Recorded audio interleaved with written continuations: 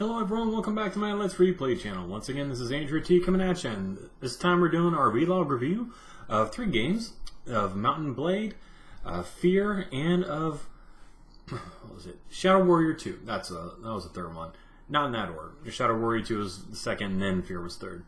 So, as always, we'll start with the first game we played and just go from there. So, first game we played was Mount & Blade.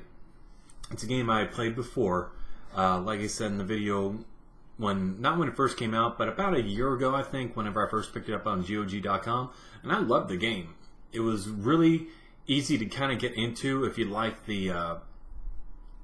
not necessarily the world, but the user interface and how you can kind of build up your own personal army and take whatever missions you want. If you wanted to raid other countries, if you wanted to be a vassal of another kingdom, if you want to be a mercenary, you can do anything pretty much that you want to in that game.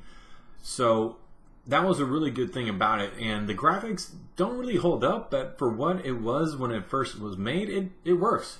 And there's a lot of exploits you can pretty much do on it, though, that you find out really early when you play through it the first couple of times. Like you could see whenever I was playing, I was using the power attack with my one-handed sword and just going at people on my horseback and just doing drive-bys on them. And then once that gets up to a high enough level, it's basically 1 or 2 shot kill if you hit them enough. But the aiming isn't always intuitive is what I'm looking for when you're on horseback and you're going by these people at full speed. And especially with the crossbowmen, they duck whenever they reload. So sometimes you're like, oh, I got them, and then you're got the right angle, but then you miss over them because you mistimed it just by a little bit, which is, it's pretty true to life. So the realism is definitely there for that aspect of it. The upgrades you get in your armor, you pay for it. Your horse can get upgraded, but you also level up. So in order to get a better horse, you have to put it into riding for all this other things. And same thing with better weapons. Have to have the strength to actually carry them and swing them. So it does have a leveling system when it comes to enemies as well, because when you first start out, it's just you. So you can run into roving bands of thieves that are like 4 or 5 that you can pretty much run down with your horse that have crappy armor or whatever. Then as you level up and as you get more and more, let's just say, vassals underneath you and under your command, it does up the difficulty because it'll start sending better equipped people at you, more numerous people at you. That's what you saw in the very last battle I did. Was we had 27 coming at me, and then I got to ride ahead, distract them. Then my troops just basically came in mass and got the stragglers and picked them off. And my troops were, like I said, I'd start out with like maybe 5 dinars paid every week, and then by the time we had the last battle, it was about 300. So at that point, you have to take missions, and you have to make sure your personal army gets paid. So you can either do that by going to tournaments and winning them, doing errands for the local,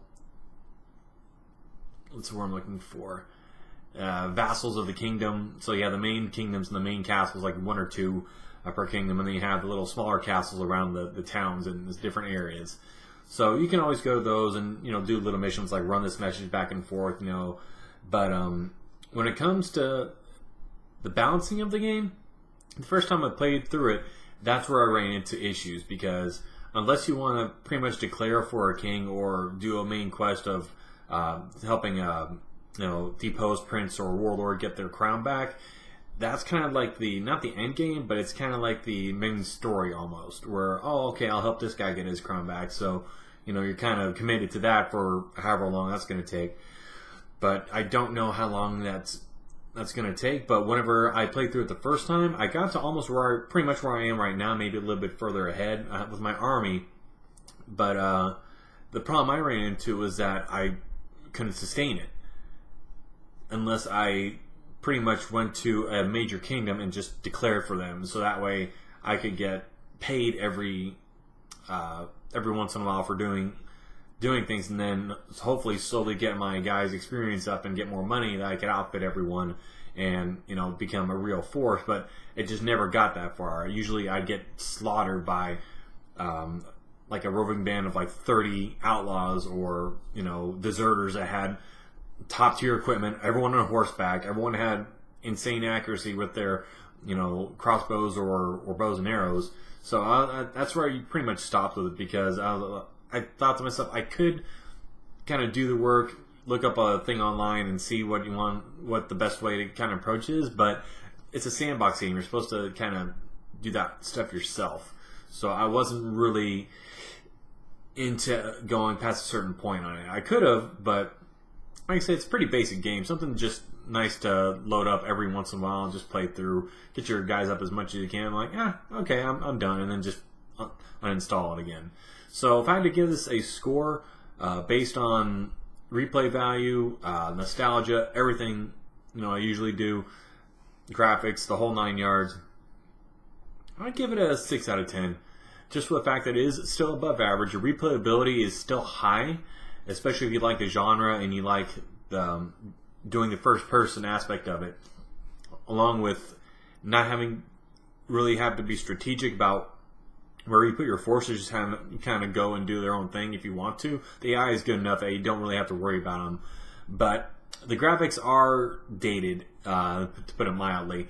The story is kind of there if you want it, but a lot of the stuff is repeated just because any different country you go to, you're going to kind of find the same storyline for each tavern and each major castle you go to. Like, oh, this person was deposed and needs his kingdom back. This person, this lady needs a champion for her favor or whatever. So it has some comparability to it, but it doesn't have enough, I think. And this is just the basic very first game to put out. There's a ton of expansions they can put out there that have done really well over the years.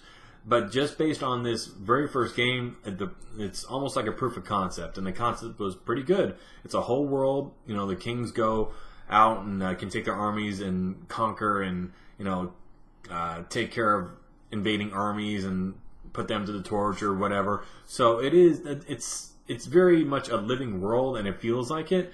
But it can be annoying sometimes when you're trying to do a quest and all of a sudden you don't know where the king went. And the last report had him like 2 days ago in this forest around his home castle, but he went off to march like halfway across the map, and you just don't know until a little message comes up saying, oh yeah, by the way, this king that you have just finished a battle here and is laying siege to this castle here. And it's like, where is that? And then you go find him, like, oh, that's where I gotta go. And then you gotta go find him then. So, like I said, it's an above average game. The UI is good. The horseback riding is good. The realism of the weapons and the feel of them is good.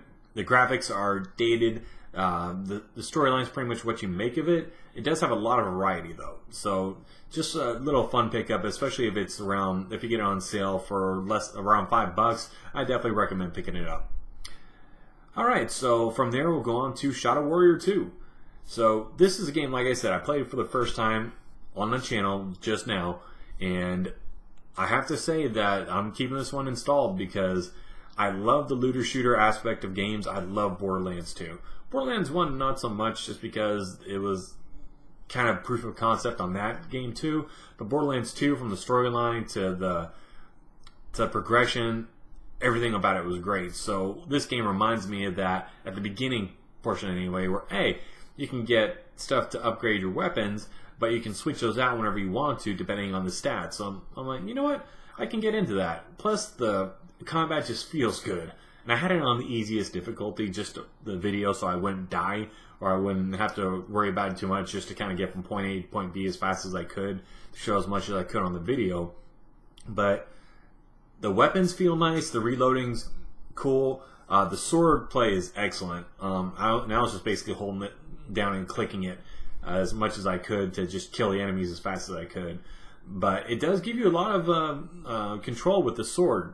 So the humor, though, is definitely adult, and the gameplay and the visceral attacks you do and how the enemies get disposed of is fairly graphic. So this is not a children's game that I would recommend to anyone that's 12 and below. Once you get to 13, it's like a PG-13 movie.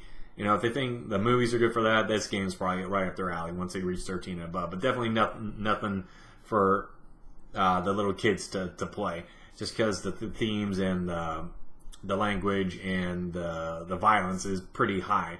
But if you're above that and just like the original or play the first one, want to play a good sequel, I have to say, just for a preliminary score, not like I said, this is a first review, first impressions video, but I do give scores to all my replay reviews here. So I have to give it probably an 8 out of 10 at this point, because the graphics are good, the voice acting is good, the user interface is great, the weapons feel great, the movement. The only complaint I had with the movement was whenever you go up walls or climbing up different surfaces, or if you're dropping down and do a roll, it is kind of disorienting to watch the screen just do that with you. And like, you almost feel like you want to lean forward, and then once he's doing a roll. And I don't know if there's a lot of people with motion sickness out there, but if you do too much of that, maybe it bothers some. That's a little thing. And it wasn't a ton of climbing that I saw at the beginning. Unless they have a lot of platforming sections, I don't think it's going to be a huge thing. But it's just one of those little things like, it was an aesthetics choice probably to put it in, but they probably could have done without it just for regular animation, just to kind of keep the smoothness of the movement going. But yeah, I like the looter system right now from just the little I saw in the video. And I know they have a main hub and mission area just like they do in Borderlands too, so I'm really looking forward to that when I get to it as well. So yeah, I definitely give it an 8 out of 10. It was on sale for $15 on, I believe, Steam, no, GOG.com, and on their Halloween sale, so I picked it up there. I'm probably going to play through it the rest of the week and beat it then. And then for our last game is F.E.A.R, the original, First Encounter Assault Recon. Got the acronym right that time. And I have to say, like I said, I did a video on F.E.A.R 3, and this one still blows it out of the water. This was a game that looked like lovingly crafted to be atmospheric, have good gameplay, have good moments all the way through the game that of high tension and good dialogue. I mean, it looks like they pretty much did everything right on this game, and going through, taking their time, and making sure every moment in the game matters. That nothing is like, oh, this is same. It's like, no, every level's different. Every enemy you get does get progressively harder, and you can figure out the layout and where to go and what to do. Even though it's linear hallway shooting, it's not exactly open world, but you can always intuitively know where to go or what to do. It may just take you maybe 1 or 2 backtracks to get there, just like my playthrough was. Where I was like, well, I was going there. Like, oh, okay, I was jumping on the wrong side. Okay, I'm there now. So it took me basically 2 tries to get past the place I was stuck, and it wasn't that much of a detour. So in this game, like I said, the story was creepy.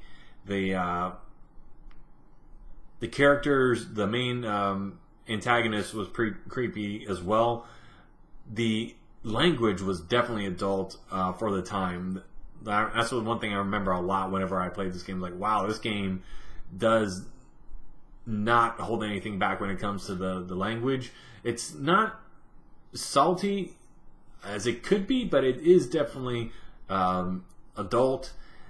And then for back then, some of the blood and gore, where you saw bodies exploding and things like that. Now it's kind of tame comparatively what games like Doom, the new Doom that came out, and all these other games out there, like even The Witcher 3, where you slice people in half. It shows a lot more blood and gore than this game does. But for back then, it was definitely a shock at that point. And it was kind of the precursor to all these other atmospheric games coming out trying to duplicate it. But even that first level, what you saw, just the little things that they did, where when something creepy happens, the music may give you a cue, but whenever you get static on your HUD, that was a huge thing. It's like, okay, what's going on? You want to look around and you want to see it. So the first time you may be a little creeped out, but the more you play through it, the more you want to kind of see these different things. Or like I said, I went down after the first interval and I met up with my teammates after I got knocked out, and they were talking, and I went into the room. I was like, oh wait, I probably could have hung back and heard some more conversation about myself because they were talking about my character.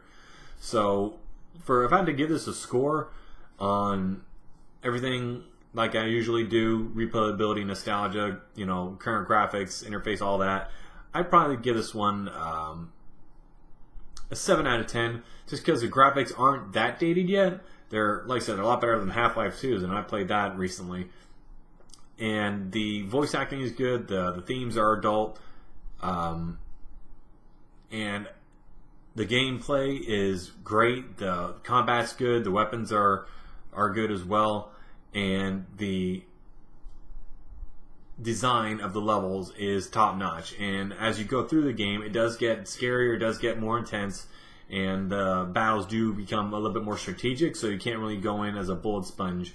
Later on, you do have to kind of conserve your ammo, attack battles a little bit differently, but in a fun way. Like, I never felt bored at all the first time I played through it. So yeah, I definitely give it a 7 out of 10, just because the graphics are still serviceable to this day. Plus, you can up the resolution. Mine didn't work just because I have so much installed right now on my PC. This is my third video of the day, and usually I only do 2.